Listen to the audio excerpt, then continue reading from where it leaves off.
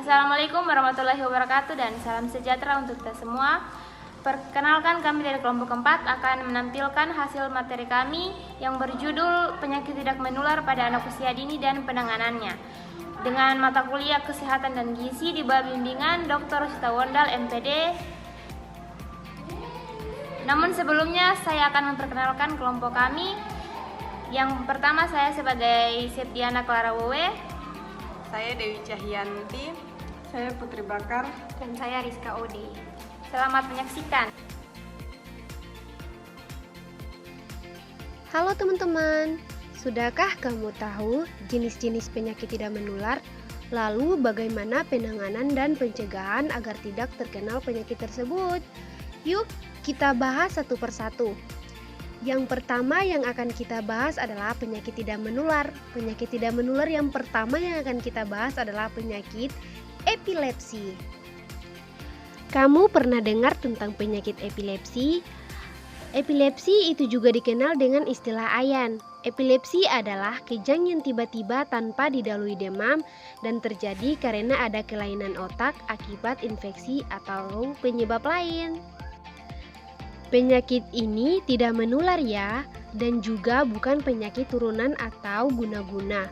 Ada nggak sih bahaya penyakit epilepsi itu?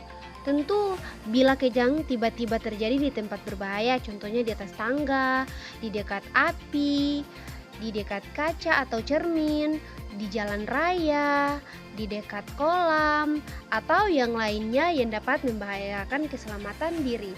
Lalu bagaimana penanganan epilepsi itu? Yang pertama, baringkan miring di tempat yang nyaman, teduh, sejuk dengan sirkulasi udara yang cukup. Dan yang kedua, lepas kacamata, jaket, ikat pinggang, dan sepatu. Dan yang ketiga, bersihkan rongga mulut dari makanan, permen, dan lain sebagainya yang membuat tersedak. Dan yang keempat, tunggu sampai sadar. Yang kelima adalah jangan diberi minum apapun sebelum benar-benar sadar karena bisa tersedak. Yang terakhir, ganjal gigi dengan sendok agar lidah tidak tergigit. Penyakit tidak menular yang kedua adalah penyakit asma. Tahukah kamu tentang penyakit asma? Asma disebabkan reaksi berlebihan saluran nafas. Bila terkena debu, asap, udara dingin, virus, makanan, dan lain sebagainya. Penyakit ini ditandai dengan sesak nafas dan nafas berbunyi atau yang biasa disebut bengek atau mengik. Ingat ya, asma tidak menular.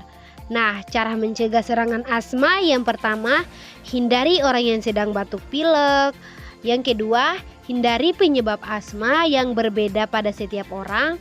Misalnya, asap, debu, bulu, makanan yang merangsang alergi, udara dingin, dan lain sebagainya.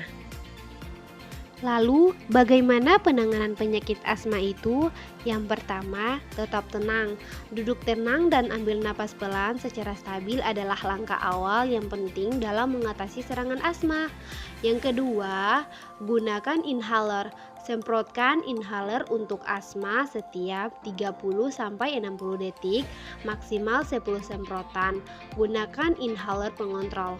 Yang ketiga, jauhkan diri dari pemicu asma. Jauhkan diri dari pemicu asma seperti debu, bulu binatang, dan udara dingin. Dengan menjauhkan diri dari pemicu asma akan membantu mengurangi keparahan serangan asma. Dan yang terakhir adalah hubungi dokter. Jika sudah melakukan langkah-langkah di atas tapi asma masih belum membaik, segera panggil ambulans atau hubungi dokter.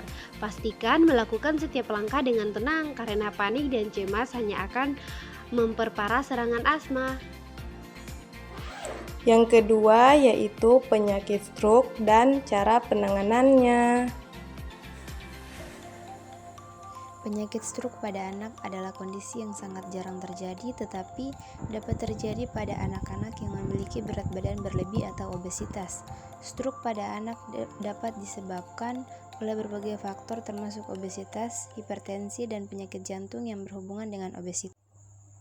Penanganan stroke pada anak melibatkan perawatan medis yang cepat dan efektif. Dokter biasanya akan melakukan pemeriksaan fisik dan tes diagnostik untuk menentukan penyebab stroke dan mengidentifikasi komplikasi yang mungkin terjadi. Terapi yang biasanya diberikan meliputi penggunaan obat-obatan untuk mengurangi tekanan darah dan menghambat perkembangan penyakit jantung, serta terapi fisik untuk meningkatkan fungsi motorik dan memperbaiki keterampilan motorik. Selain perawatan medis, orang tua juga dapat membantu anak mereka dengan cara mengatur pola makan yang seimbang dan meningkatkan aktivitas fisik. Mereka dapat membantu anak mereka untuk mengenali rasa lapar dan rasa kenyang, serta mengurangi konsumsi makanan yang berkalori tinggi. Dengan demikian, orang tua dapat membantu anak mereka untuk mengurangi risiko terkena obesitas dan stroke. Dalam beberapa kasus, stroke pada anak dapat berpotensi menimbulkan berbagai komplikasi seperti gangguan perkembangan tulang, masalah psikososial, dan gangguan perkembangan otak. Oleh karena itu, penting untuk mendapatkan penanganan yang tepat dari dokter anak dan untuk memantau perkembangan anak secara teratur. 3. Kanker paru-paru dan penanganannya. Apa sih kanker paru-paru itu? Kanker paru-paru adalah kondisi di mana sel-sel dalam paru-paru mengalami pertumbuhan yang tidak terkendali. Sel-sel ini dapat menyebar dan menghancurkan jaringan sehat di sekitarnya. Di sini juga ada beberapa gejala kanker paru-paru. Yang pertama adalah batuk tidak kunjung hilang, yang kedua batuk berdarah, yang ketiga sesak nafas, yang keempat nyeri di dada,